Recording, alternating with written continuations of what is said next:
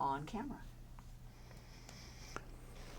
Today is Friday, July the 9th, 2021. My name is Ed Woods, and I'm a volunteer with Atlanta History Center. And with me is Tony Hilliard, also a volunteer with Atlanta History Center, and Sue Verhoff, Director of Oral History and Genealogy at the Atlanta History Center.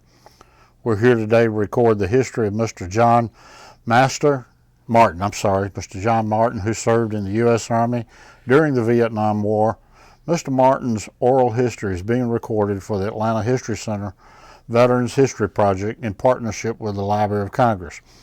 We're honored to have you with us today, Mr. Martin. Thank you. And thank you for participation in this project. Thank you. To begin with, I'd like for you to state your full name and your date of birth. John Pierce Martin, and I was born February 1st, 1942.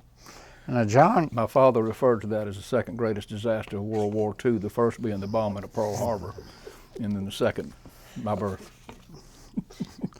Okay, what I'd like to know, or what we would like to know, is where are you from originally, and what is your early story, and how did you wind up where you wound up at?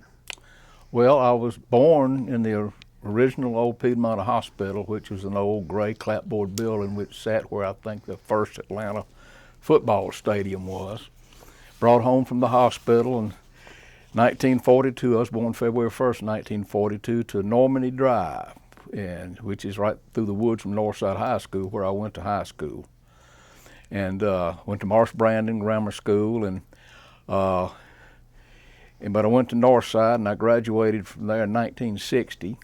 But a lot of my teenage years were spent here in Buckhead, going to the Buckhead Theater or coming up here to the Zesto after football practice, much to the chagrin of my football coach. And there was a hobby shop, I think, next to the parking lot at the Zesto, where I used to buy my little model airplanes and stuff. But as a teenager, I would come here and go to the movie theaters. The Buckhead was where I hung around in Garden Hills, which is right down the road. Went to church at the Cathedral of St. Philip's, which is a little further down the road from here. And Jim Slee's record shop and the Buckhead's men's store, those were all establishments that were, well known to me. And but I grew up in this area. And when did you go in the service, and how did you wind up in the service? Well, I grew up in a family knowing at some point in time you do your service. I had ancestors in the Revolutionary War and the Civil War and World War I, and I don't know of any in Korea, but World War II, and I knew that at some point in time I was going to pull my service, and I wanted to do it right after I graduated from high school, because I wasn't quite ready to going off to college. But I got a little bit of pressure from my mom that I think it would have been an embarrassment to her, if all of her church lady friends down at the Cathedral of St. Philip's, if all of their kids went off to college and her son went in the Army. So I went on up to the University of Georgia and struggled with it. And in the summer of 1962, I took off and went out and worked in the pea harvest out in Oregon. And after I had worked a little while at Glacier National Park, it was just a fantastic summer. But came on back, went to school, and still struggled with it quite a bit. And in winter quarter of 1965, I just didn't get a very good report card, and I called my mother and said, I'm wasting, my time and your money. I want to go back to where I was the happiest. And she said, where's that, darling? I said, I want to go back to Oregon. So she said, well, go with my blessings, not my money. But I didn't have an automobile then. I'd sold my '56 Chevy convertible that I drove out there in 1962, so I was going to hitchhike. And this is doing a lot of the civil rights unrest, and they preferred I didn't hitchhike through Alabama and Mississippi, because I think 3 civil rights workers had been murdered and were buried in a dike or something in Mississippi. So I hitchhiked. So I rode the bus out to Dallas, Texas, and I had my older brother who served in Berlin, during the Berlin crisis in the Army. I had his Army duffel bag, and I rode the bus to Dallas, Texas, and got out and was walking through the city to get to the highway, and I just got tired, and I just took a seat on the side of the road, and I had the strangest feeling of deja vu come over me. of them that I'd been there before. I mean, here's an overpass in the road, and I turned around and looked, and there's the Texas School Book Depository. I was sitting on the grassy knoll where President Kennedy was assassinated, so it was a strange feeling. But I hitchhiked on out to Oregon, but it was too early for the pea harvest.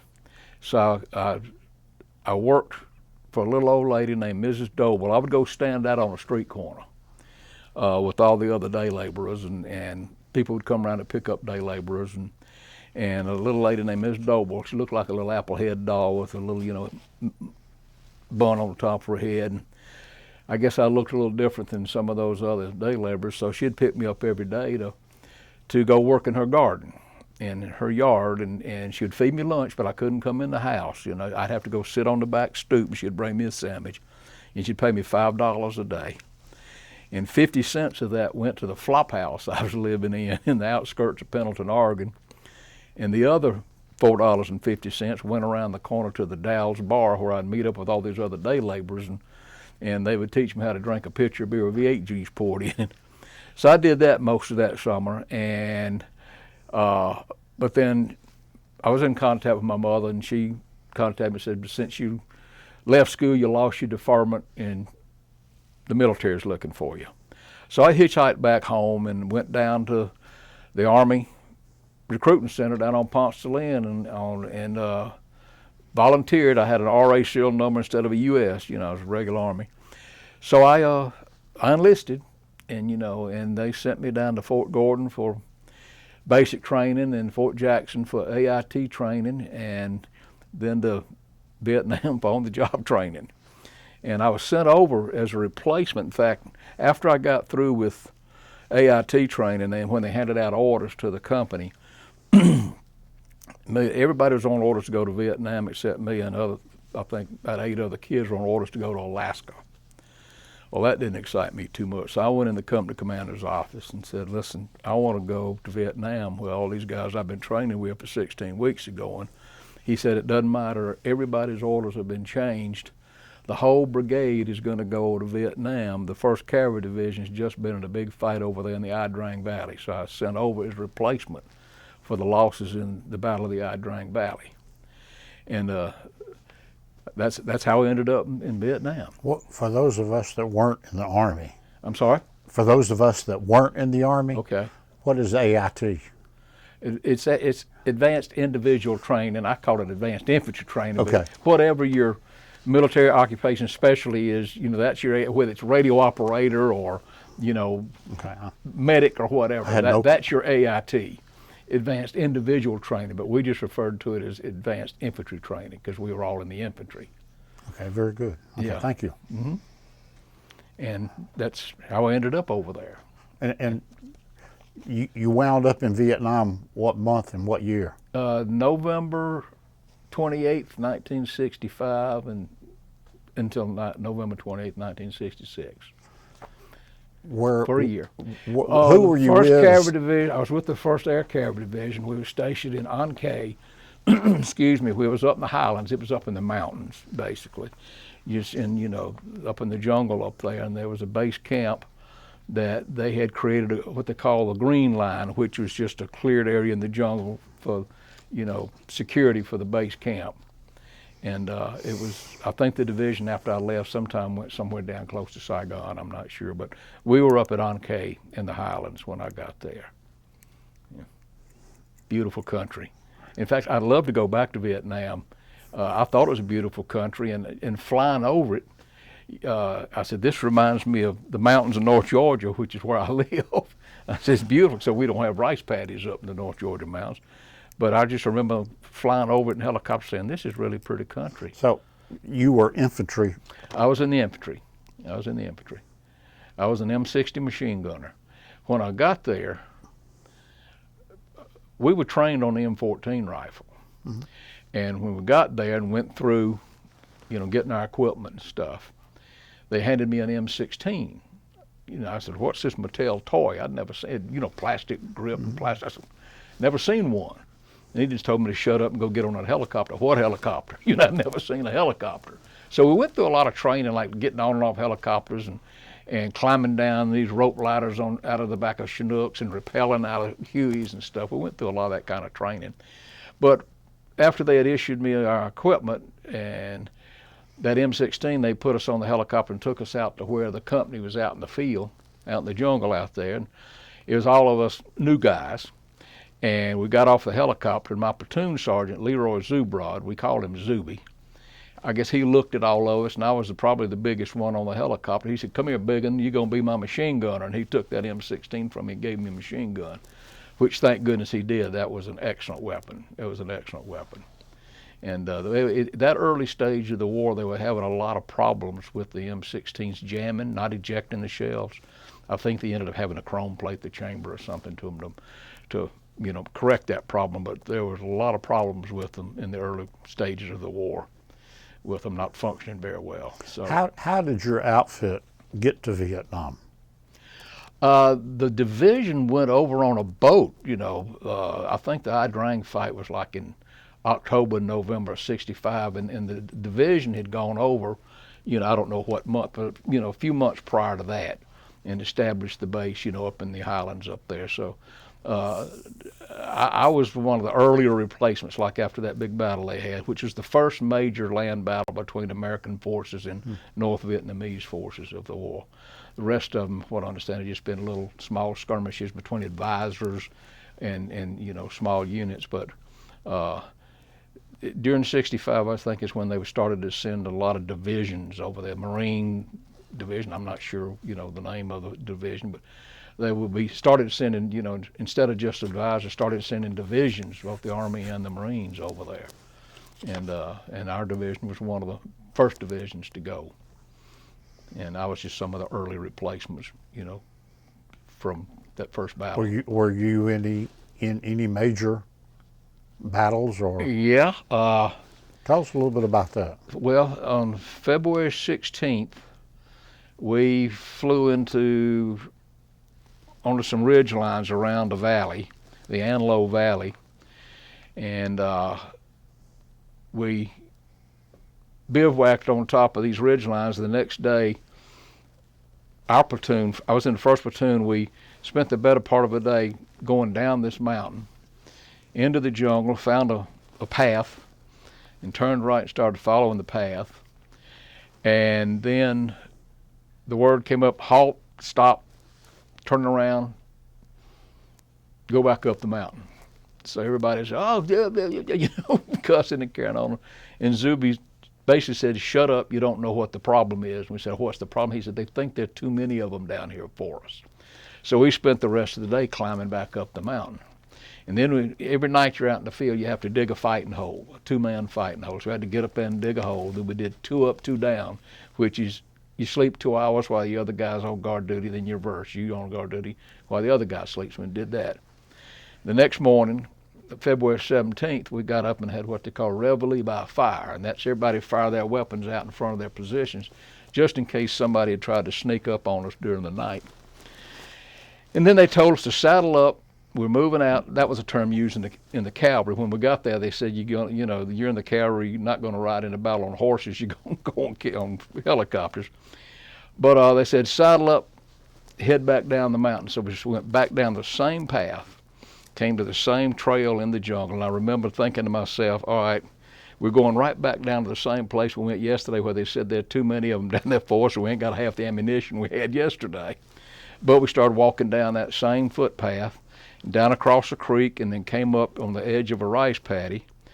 And our platoon leader, Lieutenant Clark, was standing, 20, 30 yards in the edge of the rice paddy, and I'm standing on the embankment just looking at him. He's looking at his map, and he's looking at his map, and he's turning around and looking this way and looking at his map. Then he turns around and says, "We're in the wrong place, go back." And then boom, boom, boom, boom, he was stitched right across the front with about 3 or 4 rounds. And so we fanned out across the rice paddy, and we just thought it was a couple of snipers. But what they did, they actually, when they got us, our first platoon, out in that rice paddy, they opened up on us. They just suckered us out of the jungle, and then they opened up on us with machine guns and automatic. But they were on the mountains beside that rice paddy, and our second and third platoons were on top of the ridges. They had to fight their way down. So we were there, 5 or 6 hours fighting, and I had advanced up the valley, but I ran out of ammunition. And so I started calling for, his name was Ellison, and he's also, I carried, ammo. My assistant gunner carried ammo, and we also had a couple of other infantrymen who carried tins of ammo. And so I started hollering for Ellison to bring up some more ammo. But every time I'd holler, I'd get another holler. War's a very loud business. And all these explosions and all these guns going off. But I would holler for Ellison, then I'd get a back. And Ellison, So I told my assistant gunner, Jerry James Fitzgerald, I said, stay with the gun. I'm going to go get the ammo from Ellison. I crawled over there, and it wasn't Ellison. It was another kid, and he'd been shot through the chest. And so I put a bandage on him, and our platoon sergeant, Zubrod, was standing over in the edge of the rice paddy, and hollering and trying to get the platoon and the wounded over there. So I dragged this kid. I was on my right and just grabbed him by his harness, and I'm dragging him, through the muck of a rice paddy. And then Sergeant Zubrod said, go back up to the other end of the rice paddy where we came in. There's some bomb craters up there. And so I started dragging him. That's when I got shot in the side of my left knee, and the bullet went in and came up into my thigh.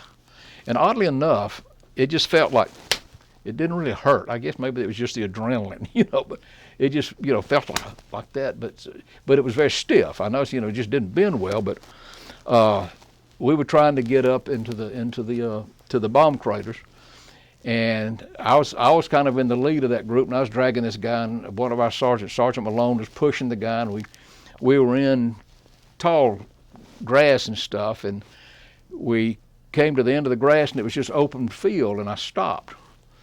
And they kept saying, keep going, keep going. I thought, well, if we crawl out in this open area, we're going to lose our cover. And they were throwing grenades down on us, and a grenade went off in the old muck, and thank goodness it sank in the muck, because when it went off, most of the shrapnel was absorbed. I got a little bit of shrapnel into my right calf. But anyway, I said, I'm going to find out where this bomb crater is. So I got up on my one good leg, and what the dirt was the edge of the bomb crater where the bomb had blown dirt out. So I said, we're there. So we all dove down in the bottom of that bomb crater. I gave y'all this some pictures and this stuff I brought you of that bomb crater. And so we just got up on the embankment of that bomb crater. We were surrounded, and our other two platoons were fighting their way down towards us. And it was a long day, but my gunner, my assistant gunner, was now on the machine gun, and I was just feeding him ammunition. But we had protection from the front, but not from the rear. So people were still getting hit from being shot from the other side.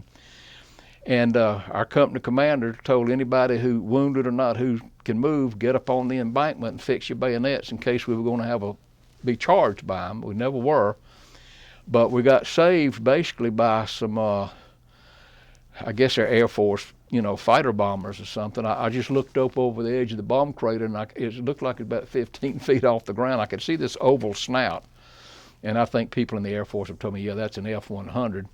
But I looked up, and this plane is flying very low and dropped 2 napalm tanks. And I said, my gosh, it's going to hit me right in the head. So I ducked, and then I turned around, and those napalm tanks went over the other side of the bomb crater and into the woods and exploded. And you could hear the North Vietnamese in there screaming. It was burning them up. So we basically got saved by the fighter bombers coming in there. And then there was some Sky Raiders, I think, were prop-driven dive bombers. They came in and strafed the area and dropped bombs and stuff. Because at the end of the fight, our first platoon, we were the first platoon in there. We were the ones that got ambushed. And there were 37 of us, and I think, as I recall, there were maybe 2 or 3, forward observers from artillery companies that were with us. And at the end of the day, there were 9 left, and the rest were dead or wounded. I was one of the lucky ones. I was one of the wounded. But when they evacuated us at the end of the day, of my first platoon, there were only 9 out of the 37 platoon members that, were not dead or wounded. So we took a good whooping that day. But, back at that stage, I guess, they were beginning to look at, as far as the news went, what's the body count? We lost this many, but we killed that many. So, that's what the news was. It didn't look so bad on us, although on occasions we suffered heavy losses. But in the news it says, well, we lost 15 of our guys, but we killed 250 of those guys. So, it was just, I guess, just a different way of looking at a war. It was a game, I guess, for the You politicians. said something that intrigued me. You were wounded. Mm-hmm. What happened on your evacuation? Where did you go? How was the wound treated? Well, and how long did you stay there, and when did you get back? They after the fight was done, after the fighter bombers came in and took care of things, then the medevacs came in and lifted us out. And at that point in time, it seems to come back to my mind. Flying, when we finally got up in the air, and it's just the bloom bloom bloom bloom bloom, those rotors. Mm-hmm. And I'm looking around, of all of these wounded guys in this helicopter, and I'm thinking, I don't want to do that again. That it really finally hit me once the action stopped that that's a hell of a deal. But I mean, if we had to do it, we had to do it. That's what we were trained to do. But they sent me to some MASH unit somewhere, and then eventually sent me over to Camp Zama over in Japan near Tokyo, and then did the surgery and took the bullet out. It ended up I was in the hospital with two other guys from Georgia that were in the beds next to me, and so we that was okay. But that's like I say, the doctor had a very macabre sense of humor. When I woke up, the bullet was taped in my navel, and but we used to back up a little bit. When we first got in the service, going through basic training, and that was when the draft was very heavy, and so we were training with guys from Chicago and Philadelphia and New Jersey and stuff like that. And they would kid with us that, says, geez, this is probably the first time you guys from Georgia ever wore shoes, right? Say, yeah, raised on cornbread, taters, and lasses, and this is the first time we've ever worn shoes, being from the South. And so we had that little rapport going, they turned out to be great soldiers, but, we just had that little North versus South type of thing going back and forth. But anyway, I was in Japan, I guess for 17, 18 days. An interesting thing, and this gets back to my father was a journalist, and he Harold Martin, I think I told you about that, and he traveled the world. He was with Castro when Castro was leading the revolution against Batista, and he was, he used to get, my mom used to get silk scarves from Madame Shai and Kai-shek and stuff. My dad just traveled the world and knew so many interesting people. But while I was in the hospital in Japan, a very distinguished old Japanese gentleman came around to visit with me. His name was George Mazoda. And I was always writing my dad. And I wrote him, I said, Dad, a very distinguished old gentleman named George Mazoda came by to visit me. And he wrote me back, and he said, you shook hands with history. He said, George Mazoda was the Japanese interpreter on the battleship Missouri at the surrender of Japan to MacArthur. I said, holy cow. I shook hands with history, but my dad had known him from his worldly travels, and so he sent him by there to see me. And so it was fascinating. I just thought he was just a community guy, just going to the hospital and being nice to folks. But it turned out my father had sent him in there. But I was writing my parents, back and forth and stuff, and the question was, am I going to go home or they're going to send me back? But they sent me back. And when I got there and I went back into the CP, the commander's office there, to report, I came in, said Specialist Martin reporting for duty, and the company clerk looked up at me. We got this look of awe on his face. He said, we had you listed as KIA. I said, did you write my mother? But I'd been in communication with them. But it was just, I guess it was an Army faux pas. It took me several months to get paid again because, my records were all screwed up and stuff. But they had me listed as KIA, but I said, no, I'm still here. But so, just went back to going out and doing patrols, and every once in a while get a little sniper situation to contend with. And one time we were out on patrol that in the jungle, and Sergeant Zubrod said, all right, everybody stop, take a break, smoke them if you got them. And I just dropped my pack and just walked up to this mound that was covered with jungle foliage and just plopped down on it and fell back, clang, on my steel pot. And I turned around and looked and started pulling at some of the foliage. That was the fins of an unexploded bomb. So I called Sergeant Zubrod and said, Zuby. And he looked at it and said, everybody slowly get up and move out of here. And he got my hands and picked me up, and we moved on out of there. But It was just a bomb from a previous bombing raid that hadn't gone off, and it was just, you know, the mound of dirt it created, you know, the jungle had grown over it. And so, you know, I told you that my father, Harold Martin, was with the Saturday Evening Post. He came over and spent a week or 10 days with us, and we took him out on patrol with us. And the patrol leader said, Mr. Martin, stay about 10 paces behind the fellow in front of you, and the guy behind you is going to stay 10 paces behind you, and just be quiet. And so we went off on patrol through the jungle, and after a while somebody started hollering, Martin, Martin, your daddy's gone, your daddy's gone. I said, geez. So we found out, and I found him. He had walked off the trail, and he said, you know, I believe that's a red-headed chickadee's nest. I said, this is no bird watching trip, old man. Get back in this line. I was never so glad to see somebody get on a helicopter and leave. He just scared me to death being there. Because, I mean, he wanted to shoot all our weapons, and we allowed him to shoot all our weapons, and he shot himself with a grenade launcher. And I think there's a picture in that magazine of a medic attending to him, and he was saying as fast as all those Martins are getting Purple Hearts over, they ought to send us both home. So they sent him home. But in August, I think August 4th of '66, our company was, and again, I'm a Spec 4 machine gunner, so I'm not in the chain of command, but our company was to go in to reinforce another company that was heavily engaged with the enemy in order to get as close to the action as possible. They blew a landing zone out of the jungle, and we were going to fly over the landing zone and rappel out of the helicopters down to the ground. And normally the helicopters pilots like to sit down on flat ground, and we prefer that too. Then you can step 3 feet out of a helicopter. But I was a machine gunner, and I was assigned security to the headquarters group. So I was on the lead helicopter with the company commander, company first sergeant, company radio man, and several other people.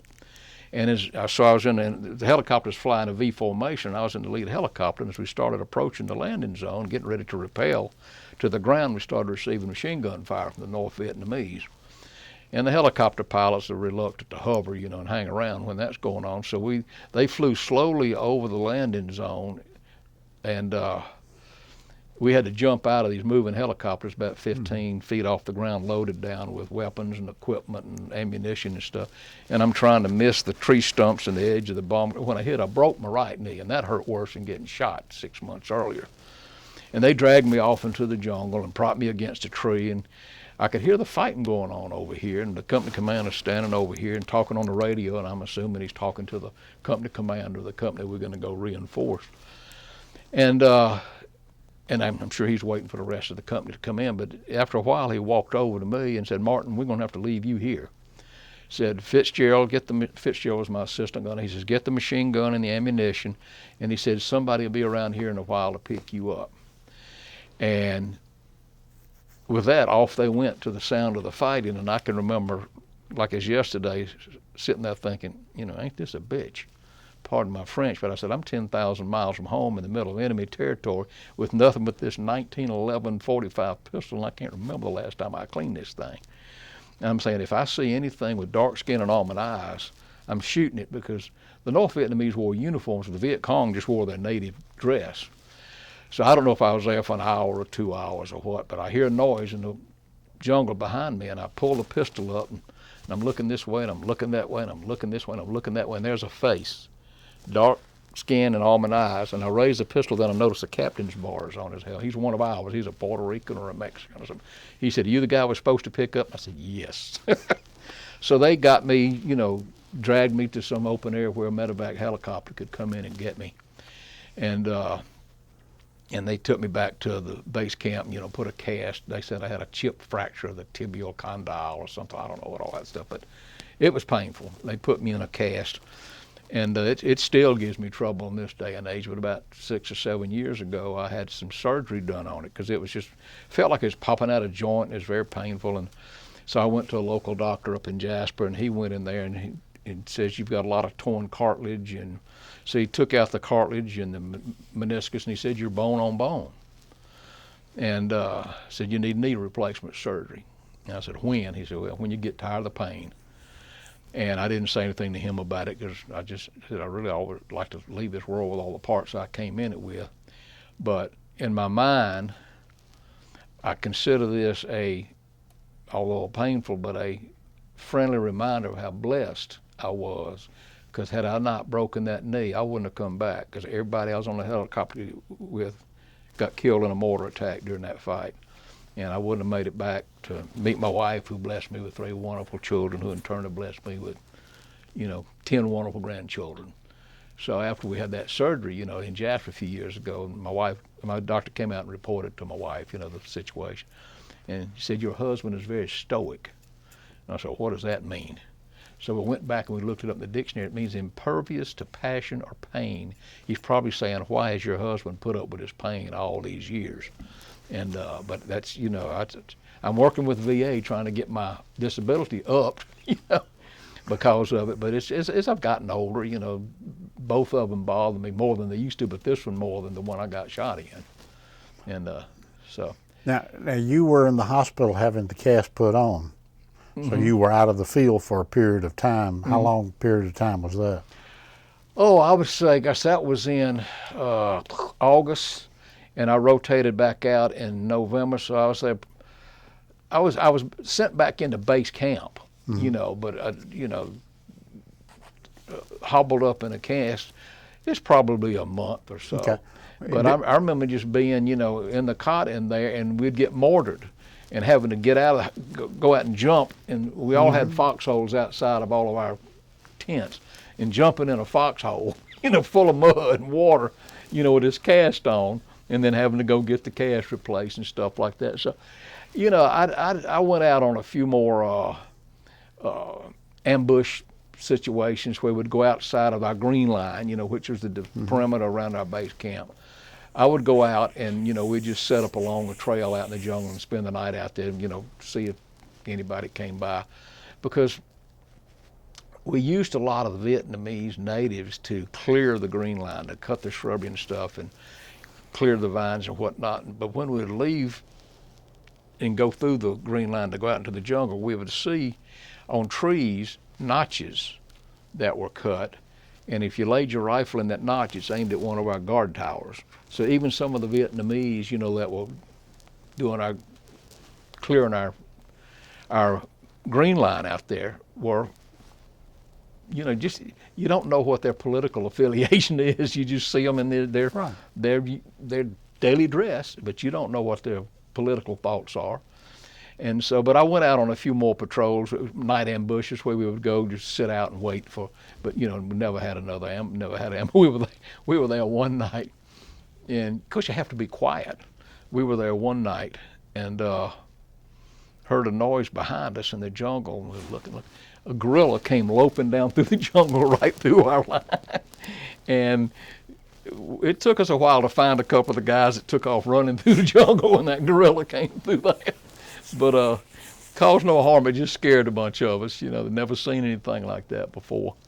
But I didn't see any more of the fighting after that. I know earlier on, in between the two fights, every once in a while we'd run into a sniper situation where, on one occasion we fell back and they said, "Now watch," and B-52 bombers came over and bombed the area. And then I said, "Gee whiz, a sniper shooting 35-cent per round bullets at us, and millions of dollars of bombs just dropped in there." So, whatever it takes. But,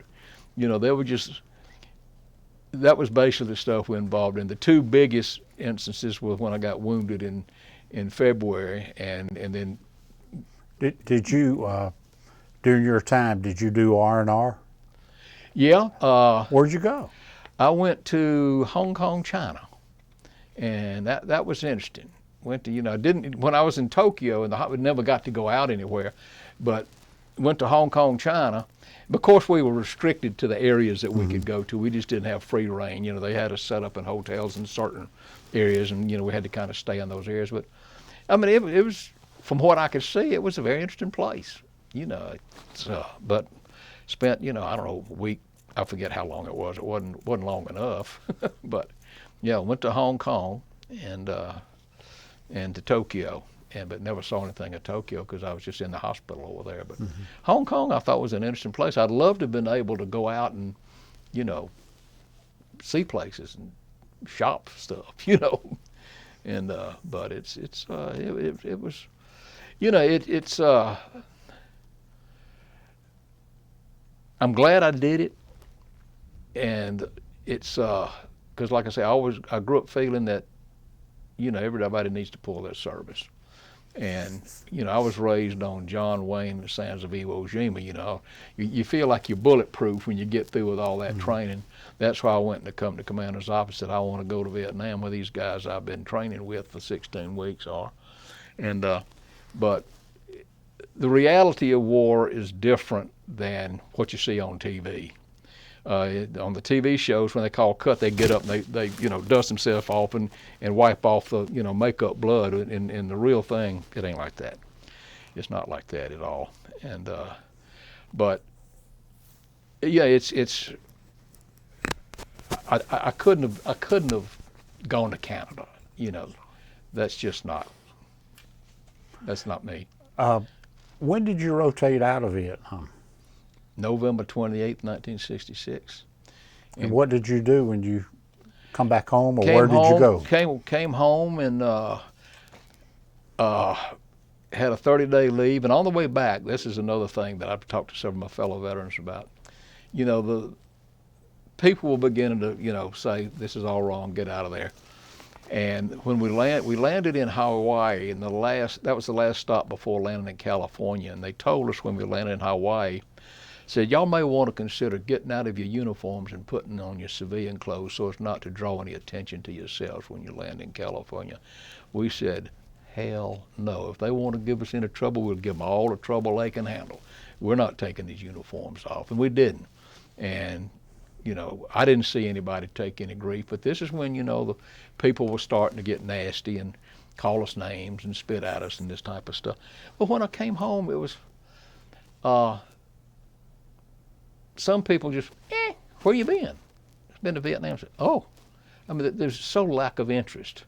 And I've told my children, I said years ago, I said, whenever you go somewhere, if you see a veteran, you know, has got on a jacket or a hat, particularly of Vietnam, but any of them, World War II, go up and say thank you for your service, because that means a lot. We didn't get that when we came home, and I said it means a lot just to you know, hear that from people, because we just, you know, we were ignored or we were called names or, you know, what have you. But I came back and I went on leave, and then I was sent out to Fort Sill, Oklahoma, where I was in the 30th Infantry Regiment, which is part of the 3rd Infantry, and we trained basically ROTC second lieutenant officers in the basic skills of reading the map and compasses and stuff, and we'd take them out into, Oklahoma's pretty flat. We would take them out in the field at night and say, find your way back to our camp. Then we'd go back to the camp and be standing there, you know, around a big 55-gallon drum of fire and waiting for them to find their way back across this flat desert. And quite often the patrol that the lieutenant was with was led back by some Spec 4 who'd just come back from Vietnam, you know, because they, you know, they were lost. Some of them are really good guys. Some of them are just, I was a training NCO there. I set up all the training, you know, getting them out to the rifle range to qualify. And there were some very nice guys, and there was some, you know, 18, 19, 20-year-old second lieutenants that, you know, they had their good conduct badge, and everybody in this 30 Infantry were Vietnam veterans. The sergeant major was, you know, Korea and Vietnam, and he had all the hash marks and all the medals and stuff. And but a lot of everybody that we had to salute and be respectful to, you know, they had their good conduct medal, and I got along with most of them, but there was one guy in particular who he was just a hard case, and so I kept assigning him a class of teaching personal hygiene, you know, where you're teaching how to brush your teeth and stuff. He came in one day and said, Sergeant Martin, if you give me that class one more time, I said, what are you going to do? You want to go across the hall and talk to Sergeant Waddington about it? You don't think you're capable? And so we didn't get along very well. And but there was another one who was a very nice guy, and he came in one day and said that he was not been able to go out to the range for rifle practice on a certain day, and could I reschedule it? And I turned and pulled a target out of my drawer, took my pencil, and said, "You did a good job, sir." Signed it, gave it to him. So, but it was an interesting job. By that time, I was married, and started having little babies and whatnot. My twin daughters, were born out at Fort Sill, and I spent my 3 years and came on home. You stayed in the service 3 years? Yeah. You came home to Atlanta. Came back to Atlanta and settled out in Cobb County. And actually, the first time I settled was on Channing Drive, which was it was off of Northside Drive, and just in a little old house there. And I got a job working at the First National Bank. That's when credit cards first being established. It was called the Bank AmeriCard Center. I went to work there, and I was put in charge of the key punch department. About 14 or 15 girls operating these key punch machines. Back then, when you made a charge, when you got your bill, you had these punched cards that came in your bill that, each one of them represented a purchase that you'd made. And then I moved down to be the supervisor of the tabulating department, where those punch cards went down and was sorted and ended up, all going to the same person. So I worked there for a while, and then I went into the purchasing department of the First National Bank, and out on Plastis Bridge Road, and so I was buying supplies for the First National Bank for a number of years, and I was doing a lot of business with Ivan Allen and stuff. One of the guys from Ivan Allen that called on me was he was a POW from World War II. He was a very interesting, very nice man. And then another guy that called on me from the envelope company, Paul Crawford, he was a 17-year-old P-51 pilot in World War II. So I enjoyed, getting to know him. And but I met a lot of people, being in the purchasing department, folks calling on me, and ended up a guy was calling on me who had just moved down here from Philadelphia, and he started a computer supplies company, and I went to work for him. Selling computer supplies for years, and then ended up into selling office furniture and stuff. So I spent most of my years selling office furniture. And a lot of it, I was selling to courthouses and jails and hospitals and stuff up in North Georgia, and which is where I live now. My dad, as I told you, was a journalist, and he traveled the world, and in 1947, when I was 5 years old, they bought this little place up in the mountains so he would have a quiet, peaceful place to write when he was home from traveling the world. So that's where I spent all my summers growing up. Then my wife and I moved up there 22 years ago. And so that's where I live now. She passed away last year. And people saying, "Well, you going to move? You going to?" I says, "No, this place has been part of my heart and soul since I was 5 years old. This is my home. I'm not going anywhere." It's so quiet, peaceful. And we'd have company up there and sitting on the front porch talking, and I'd say, listen. They said, "What?" I said, "Nothing." It's just so quiet. Very peaceful place, and it's it's my. In fact, I got a bunch of my grandchildren coming up to visit tomorrow. They call it their happy place, and that's my happy place too, particularly when my grandchildren come visit. So I'm intrigued looking at your report that you gave earlier, which listed what you received as a combat veteran, okay? And I'm intrigued by the air medal. But the air medal? Mm-hmm. We got that by flying so many hours on helicopters. Okay, that's what, not being Army, I didn't understand that. That's right. When we got there, they told us that, you're in the cavalry, but you're not going to ride into battle on horses, you're going to go in helicopters. Okay. So we were moved around all the time on helicopters, and so if you spent a certain amount of hours, you got an air medal for riding on helicopters. That's fascinating. I did not know that. I didn't fly one. I just sat back in the back, and we had two door gunners, one on each side. But because our division, was the Air Mobile Division, I think the 11th Air Assault was the unit that developed the air mobility concept at Fort Benning. And then they turned into the 1st Air Cavalry Division, when they went to Vietnam.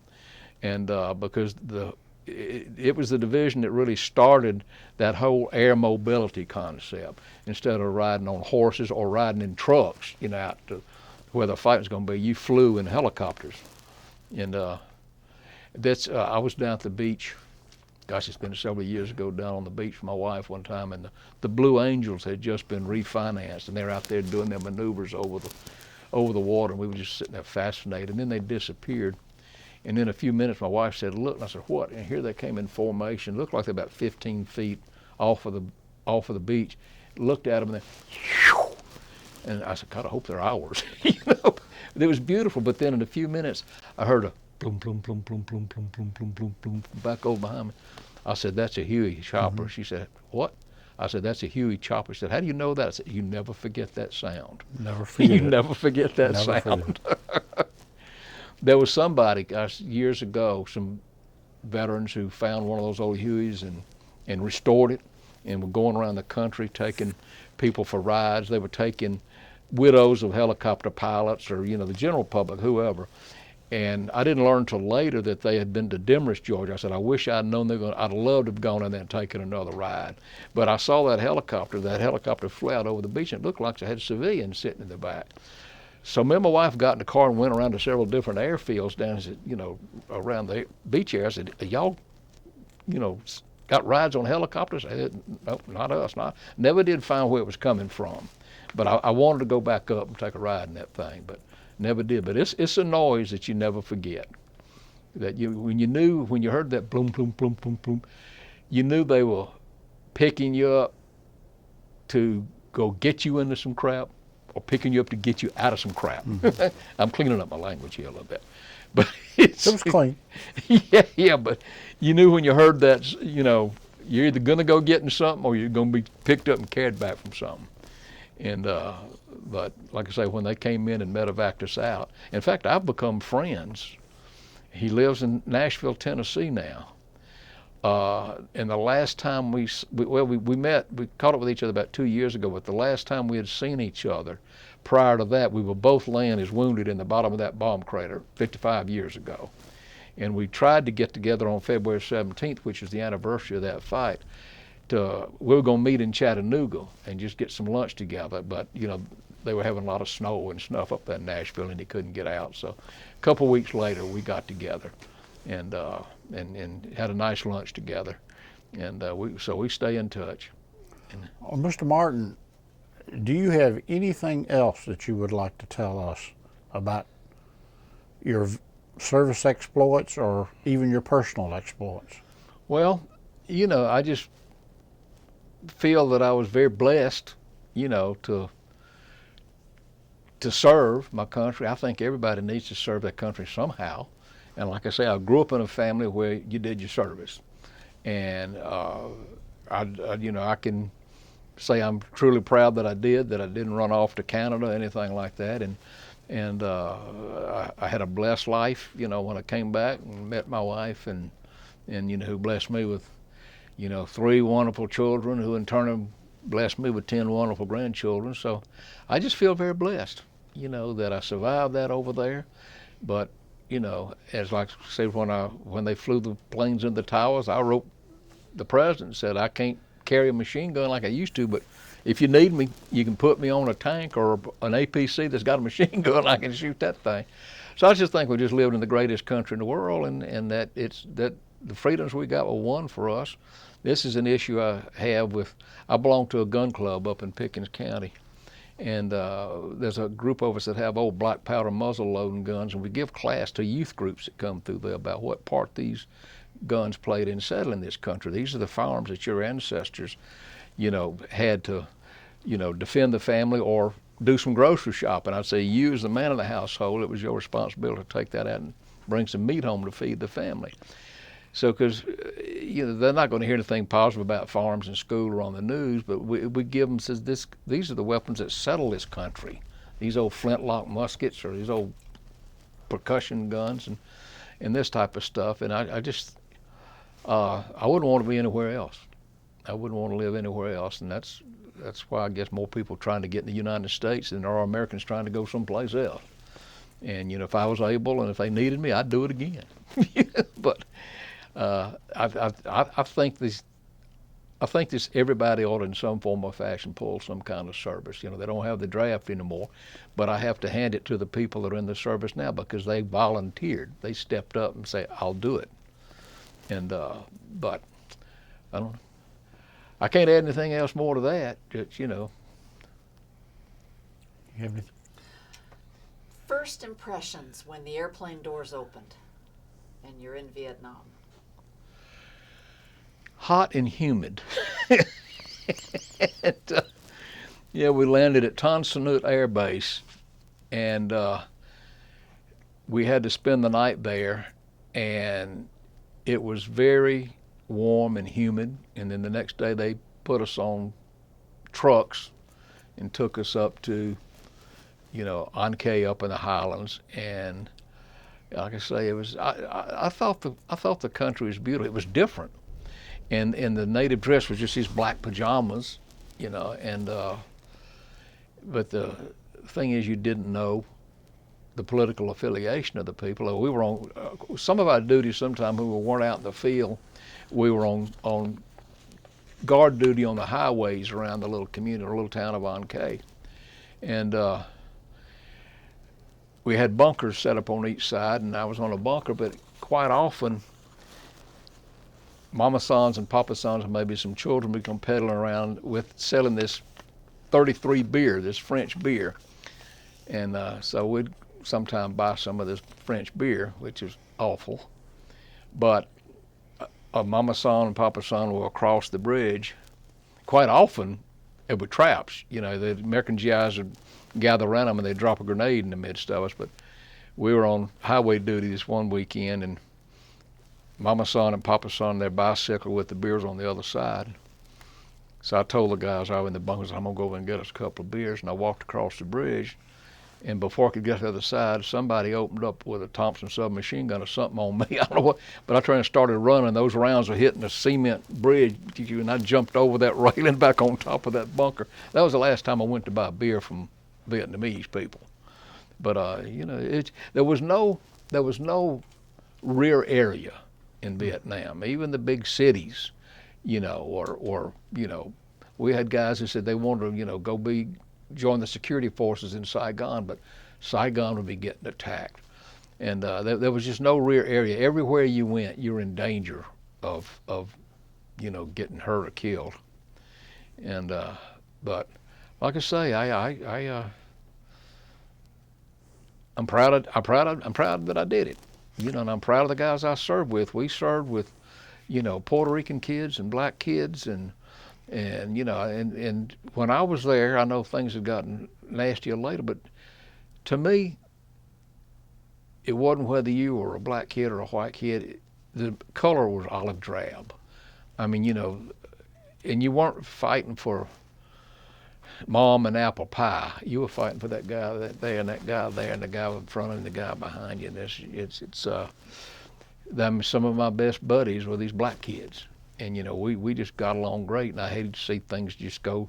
I remember when we went to Fort Sill, and we were coming back in from some operations. They told us to fall in out in the company street, and they came out and said, and by this time I was married and living, right outside the gate there, and they told us there's gonna be some buses here in a minute.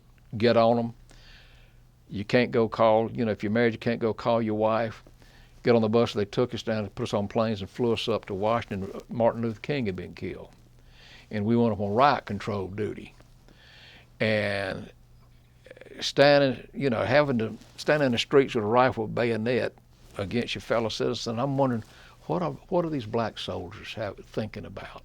They're up here on riot control duty because Martin Luther King had been killed. I said, these guys have just come back for fighting for this country, and this happens. And I said, I felt bad for them. And it said, I didn't see any of them dissent or, back off from doing their duty. But I said, this is sad that, they've just come from fighting for this country and getting wounded or dying for this country, and they're having to go up and stand in the streets with rifles and bayonets towards the citizens of this country because of, what had happened. So I don't know. It was I wouldn't take anything for it, my service, but it's, I think everybody in some form or fashion needs to serve in some way. Did you fly back on military aircraft, or did you fly back I think commercial? they contracted I don't think it was a C-130. We flew over on C-130s, but I think they had contracted with some civilian type aircraft. And but they, it was all of us military guys. And this is when we stopped in Hawaii, and they said, you might want to change out those uniforms. They're not going to change out these uniforms. And then we landed in California, and then people went in different ways to go to different part of the countries to go home. But my dad he was a journalist, and he was always writing something, but he wrote an article in the newspaper that he thought it may be I'd been living in a foxhole for a year, and he thought it may be a little bit of a shock for my system to come home and sleep in the beds. He said, I'm going to dig a hole in the backyard and let you sleep in that hole in the backyard for about a week, and then we'll let you move in and sleep on the floor in the laundry room for a few days. Then we'll move. I said, Dad, I think I can handle a bed just fine. I don't need to sleep in any more holes. But just getting off the plane and my mom and dad being there at the airport, that was a thrill. That was a thrill. And but it's and we didn't run into any problems with any of the dissenters or anything. But a lot of people did. A lot of people did, and it's sad, but that was just the way it was back then. I remember they had an Affirmation Vietnam Day at the Atlanta Stadium, I think, where this is early in the war, when people were supporting the war, and then it started going south and stuff, where people didn't. And I think it was maybe some of the earlier Gulf War stuff when they built the monument, the wall up in Washington. I went up to see that one. I said, that's very moving. It's very moving to see the thing, go up there and see the names of the people that you remember being with them, on that day that we had that fight. And it was a very, very moving experience to see that thing. And they built, just about 2 years ago up in Jasper where I live, they built a Veterans Memorial, very nice, with marble, obelisk, and one of the ways they financed it was selling bricks. And so I bought a brick, where you can put your name on it, what unit you serve with in there. And it's not everybody from Pickens County. There were people from all over the place. But, we've got World War II people in Korea and Vietnam and War on Terror and all this kind of stuff. And they had a very nice dedication ceremony a couple of years ago, about 700 people out there. And after it was over, I went up and congratulated the man who'd started this whole thing and honchoed this whole thing. And I said, this is fantastic. I said, I'm proud to have my name on a brick here and not on that wall up in Washington. I said, it'll be here in perpetuity. He said, yeah, until 100 years from now, some millennial says it glorifies war, tear it down.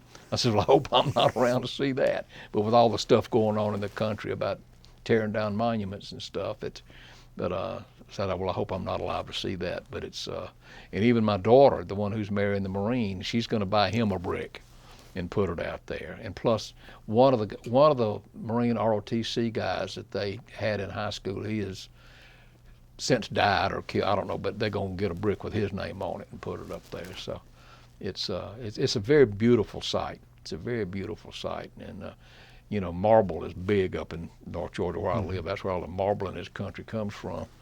And so they've got these marble obelisks, and it's a very beautiful site. And I go down and have breakfast in the morning in Jasper, and then I walk over to the Veterans Memorial Park and take a walk because I got paved walkways over there. It's a lot easier on my knees than walking on the dirt roads, up there in the mountain where I live. But anyway, it's a very nice site, but it's just one part that I think I mentioned maybe in that little dissertation I wrote for the Sassafras Literary Society up there, is that I'm sure it may have been the same with, all the other services, but I felt as an infantryman, you get up and face each day, and in the back of your mind, am I going to live to see the sun go down today? But you got to keep that in the back of your mind or you'll go nuts. And but it was a thought that was there, always about, people can get hurt doing this. And I'm wondering if I'm going to see the sun go down, but it's I feel blessed to have made it back, and had the family that I had, and I love them. Well, Mr. Martin, on behalf of Sue and Tony and myself, we really appreciate your service. Well, I what you did appreciate for your the country, service, and we really appreciate you taking the time out of your day to do this interview. It was a very good interview, and, well, thank you. And I've never done one before, so Well- I appreciate it very much, and I appreciate y'all doing this. I think you'd told me before y'all had interviewed like 800 some odd veterans, and I think that's fantastic. It's all part of this nation's history, and it needs to be recorded. And like that little thing I wrote for the Sassafras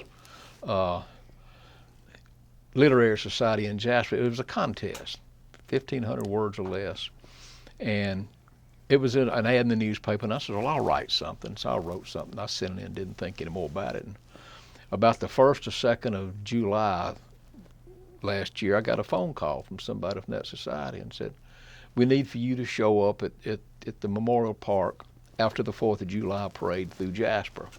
So you're one of our finalists. And I said, really? And I said, yes. So I went down there, and there were 3 categories. There's family, combat, and non-combat. So they started with the family, where family members would get up and say what the war situation meant to them to have their loved ones off, fighting. And, first runner-up is this person, second runner-up is this person, second place is this person, first place is this person. And they go up to get a little applause from a little crowd out there, and then it goes to the non-combat. Same thing, they came to combat, and, first runner-up, second runner-up, first place John Martin. I got a $100 gift card, and they made me a beautiful metal plaque embossed or stuck to a nice piece of marble. And I thought that was fantastic, but I told the lady who was running that thing, I said, you need to take each one of these submissives that was given, World War II guys, Korea, Vietnam, War on Terror, and take them up to the Pickens County Historical Society, which is in the old jail up there, and archive them. I said, this is part of this nation's history, and it needs to be available years from now so people can sit and read this stuff, because it's part of this nation's history. And that's the same thing I applaud you guys for, is that, Atlanta's full of history. And so I applaud, you guys for recording that stuff and putting it aside. Like my dad said when I asked him what did he do with all the letters I wrote home. He said, I put them at the Atlanta Hysterical Society is what my dad called. He said, I sent them to the Atlanta Historical Society. He said, 100 years from now, people will be sitting down reading your letters like today they're reading Civil War soldiers' letters. And I said, that's cool. That's cool. So I'm proud to do it, and I appreciate, being in contact with you for over a year, to get all this thing finally put together, and you guys for your participation in it, and I think it's all part of our history, and this country doesn't need to forget our history. It's an amazing place, amazing place.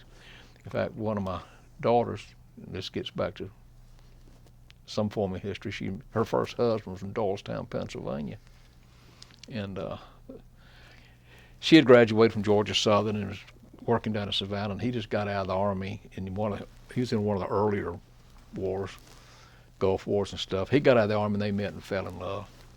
And she called me one day and said, Dad, Bill's going to ask me to marry him. And I've told him it's tradition in the South that he has to ask my father for my hand in marriage. What are you going to tell him? And I thought for a minute. I said, I'm going to tell him we've never had a Yankee in the family before. Do we need to bear the silver? Dad! But he'd come up to the mountain to visit, and he said, all you guys ever talk about down here's a Civil War. Get over it. You lost it. I said, no, it didn't. It's not over with yet. So, anyway, that wasn't a good marriage. Well, at this point, unless you have got something else to add. No, I think we probably covered more than y'all needed to hear. Tony, you good? Good story. Thank you. Good story. We appreciate your time, and Thank you. we're going Appreciate it. at this time, just thank you for your service. Well, and thank you guys for your service and you for what you do. Thank you for your service and welcome home. Thank you very much. Thank you very much. The something I learned recently, this has nothing to do with this, so you can turn all that stuff off, but